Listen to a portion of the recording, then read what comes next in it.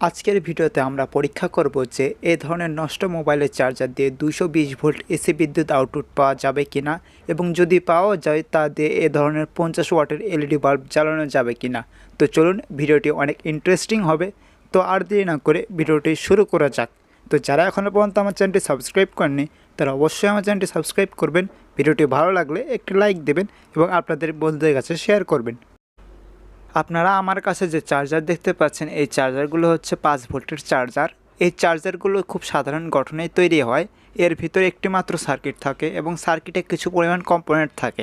আপনারা দেখতেই পাচ্ছেন এটি একটি চার্জারের সার্কিট বোর্ড। তো আমার কাছে আরও চার্জারের সার্কিট বোর্ড রয়েছে। তো এর ভিতরে একটি অ্যাডাপ্টার এবং একটি চার্জারের সার্কিট বোর্ড রয়েছে। তো এই সার্কিটগুলোর মধ্যে একটি জিনিস কমন রয়েছে, তা হচ্ছে এর ট্রান্সফরমার। তো আজকে ভিডিওতে আমাদের এর ভিতর থেকে যে কোনো একটি ট্রান্সফরমার লাগবে। তো আমি এই ট্রান্সফরমার দিয়ে আপনাদেরকে এসি বিদ্যুৎ আউটপুট পাওয়া যায় এমন একটি ইনভার্টার বানিয়ে দেখাবো। তো চলুন এর ভিতর থেকে একটি ট্রান্সফরমার খুলে নেওয়া যাক। তো এই ট্রান্সফরমারগুলো মূলত 6 পিনের হয়ে থাকে, মানে এর পিছনে আপনারা 6টি পিন দেখতে পাবেন। এরপর আমাদের দুটি বাড়তি কম্পোনেন্ট লাগবে, তার মধ্যে হচ্ছে একটি D882 মডেলের একটি ট্রানজিস্টর এবং 330 ওহম একটি রেজিস্টর। তো আমরা ট্রানজিস্টরটি একটি থার্ড হ্যান্ড ক্লিপের সাথে লাগিয়ে নেব। এখন আমরা ট্রান্সফরমারের প্রথম পিনটি আমরা ট্রানজিস্টরের মাঝারি পিনের সাথে সোল্ডারিং করে নেব এবং রেজিস্টরটি আমরা দ্বিতীয় এবং 6 নম্বর পিনের সাথে সোল্ডারিং করে নেব। তো আপনাদের সুবিধার্থে আমি ভিডিওতে সার্কিট ডায়াগ্রাম দিয়ে রাখব। তো সার্কিট ডায়াগ্রাম দেখে দেখে আপনারা সোল্ডারিং করে নেবেন। তো যারা এখনও পর্যন্ত আমার চ্যানেলটি সাবস্ক্রাইব করেননি তারা অবশ্যই আমার চ্যানেলটি সাবস্ক্রাইব করবেন। ভিডিওটি ভালো লাগলে একটি লাইক দেবেন। আপনারা কোন এলাকা থেকে দেখছেন তা অবশ্যই নিচে কমেন্ট বক্সে কমেন্ট করবেন।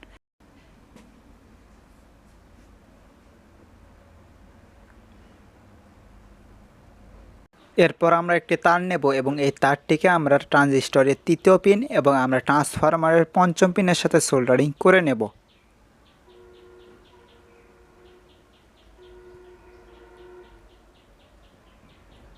তো আমরা প্রথমে ইনপুট হিসেবে এখানে একটি লাল তার ব্যবহার করব, এটা হবে পজিটিভ তার। তো এই পজিটিভ তারটি আমরা ট্রান্সফরমারের যে দ্বিতীয় নাম্বার পিন থাকবে তাতে সোল্ডারিং করে নেব।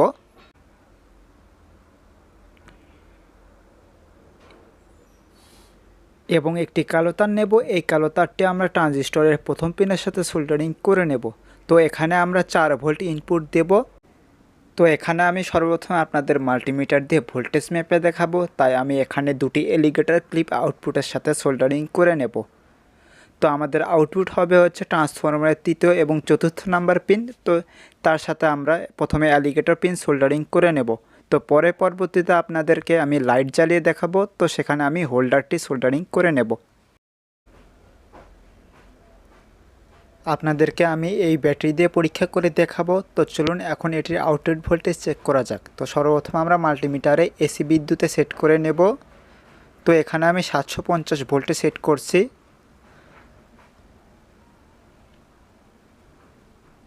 তো এখন আমরা মাল্টিমিটারের তারটি আমরা আউটপুটের সাথে ভালোভাবে আটকে নেব।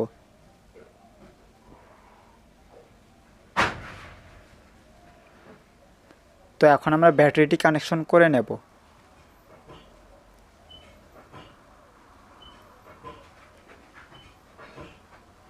তো এখানে নেগেটিভ পজিটিভ দেখে কানেকশন করে নেবেন। তো আপনারা মাল্টিমিটারের দিক লক্ষ্য করুন। তো আপনারা মাল্টিমিটারে দেখতে পাচ্ছেন যে এখানে 600, 580 ভোল্টেজ আউটপুট দেখাচ্ছে। তো আপনারা দেখতে পাচ্ছেন এখানে এসি 570, 80 এরকম ভোল্টেজ দেখাচ্ছে। তো লোড না থাকার কারণে মনে হয় এত বেশি দেখাচ্ছে। তো পরবর্তীতে আমি আপনাদেরকে লাইট জ্বালিয়ে দেখাবো যে এটা সত্যি কি না। তো আপনাদেরকে আমি আবারও দেখাচ্ছি। তো এটা কোনো ফেক ভিডিও নয়, আমি একটি হোল্ডার আউটপুটের সাথে সোল্ডারিং করে নিয়েছি। তো আমার এই ভিডিওটি ফেক ভিডিও নয়, আপনারা চাইলে নিজেরাও বানিয়ে দেখতে পারেন।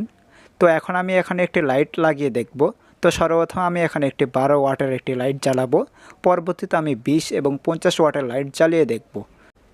তো আমি লাইটটি হোল্ডারের সাথে লাগিয়ে নেব।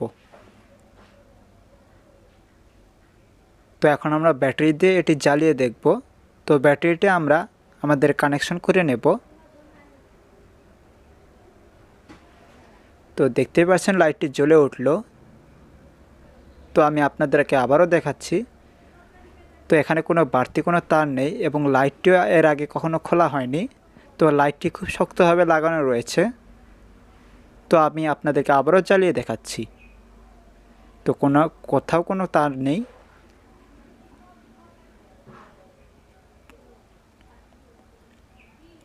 তো দেখতেই পাচ্ছেন লাইটটি জ্বলে উঠেছে। তো এখন আমরা 20 ওয়াটের লাইট জ্বালাবো। তো এটা একটি 20 ওয়াটের লাইট। তো আমরা এই 20 ওয়াটের লাইট জ্বালিয়ে দেখব। তো আমি লাইটটিকে আমাদের হোল্ডারের সাথে লাগিয়ে নিয়েছি। তো এখন আমরা কানেকশনটি করে নেব। তো দেখুন এখানেও 20 ওয়াটের লাইটটি জ্বলে উঠেছে। তো আলো থাকার কারণে আপনারা ঠিকমতো বুঝতে পারছেন না, কিন্তু লাইটটি ভালোভাবেই জ্বলছে। তো দেখুন আবার আপনাদেরকে দেখাই। আমি আবারও বলছি, এটা কোনো ফেক ভিডিও নয়। আপনারা চাইলে আমি যে সার্কিট ডায়াগ্রাম দিয়েছি সেটা অনুযায়ী যদি বানান তাহলে অবশ্যই আপনাদের এই ইনভার্টারটি কাজ করবে। তো আমি আপনাদেরকে এই লাইটটি খুলে দেখাই। তো এই লাইটটি খুব শক্তভাবে লাগানো রয়েছে। তো আপনাদেরকে আমি খুলে দেখাচ্ছি যে এটি এসি লাইট না ডিসি লাইট।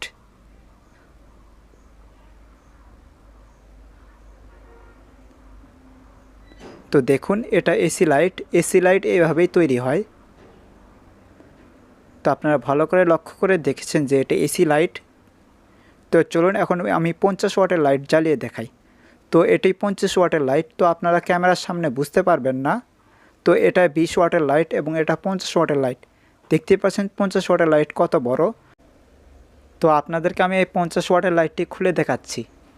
তো যদি এই 50 ওয়াটের লাইটটি জ্বলে ওঠে, মানে আমার ইনভার্টার দিয়ে এই 50 ওয়াটের লাইটটি জ্বলে ওঠে, তাহলে অবশ্যই আমার চ্যানেলটি সাবস্ক্রাইব করতে হবে এবং আমার এই ভিডিওটি বন্ধুদের কাছে শেয়ার করতে হবে। তো চলুন এই 50 ওয়াটের লাইটটি পরীক্ষা করা যাক যে ইনভার্টারটি চালাতে পারে কি না। তো আমি লাইটটি হোল্ডারের সাথে লাগিয়ে নেব। তো এখন আমরা ব্যাটারিটি সংযোগ করে দেখব। তো দেখুন আমাদের 50 ওয়াটের লাইটটি জ্বলে উঠেছে। তো আপনাদের অবশ্যই আমার চ্যানেলটি সাবস্ক্রাইব করতে হবে, কারণ 50 ওয়াটের লাইটটি জ্বলে উঠেছে। তো বাড়তি কোথাও কোনো তার নাই, আপনাদেরকে আমি দেখাচ্ছি ভালো করে। তো দেখুন বাড়তি কোনো কোথাও তার নেই। আপনাদেরকে আমি আবারও লাইটটি খুলে আপনাদেরকে লাগিয়ে দেখাচ্ছি। তো দেখুন লাইটটি জ্বলে উঠেছে। তো আমি আপনাদেরকে আবার এই লাইটটি খুলে দেখাচ্ছি যে এটা এসিডিসি লাইট না এসি লাইট। তো দেখুন এটা একই লাইট যেটা আমি প্রথমে খুলে দেখাইছিলাম। আজকের ভিডিও এইটুকুই। ভিডিওটি ভালো লাগলে অবশ্যই চ্যানেলটি সাবস্ক্রাইব করবেন, বন্ধুদের কাছে শেয়ার করবেন এবং ভিডিওটি কেমন হয়েছে তা কমেন্ট বক্সে কমেন্ট করবেন। তো দেখা হচ্ছে পরে কোনো ভিডিওতে। ভালো থাকবেন। আল্লাহ হাফেজ।